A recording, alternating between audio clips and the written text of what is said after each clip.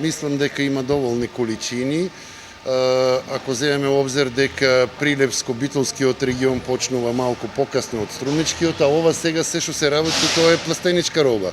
Значи тек треба да излезе робата од отворено од Струмичкиот регион, па покасно од Прилепско-Битолскиот регион. Така да сметам, не дај Боже, нели временски услови на отворено производство, али сметам сето тоа ако го зачува Бог, ќе има количини. Видете, ланската година немаше многу извоз на како сировина од прва втора за извоз за странски капацитети.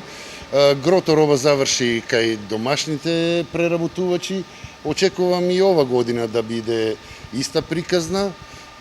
Сега во моментот во однос на сите зголемувања на цени, на енергенси, на вештачките ѓубрива, на репроматеријалите, во сите сегменти сите ги покачија цените. И преработувачите нормално со зголемување на трошковите морат да ги покачат цените.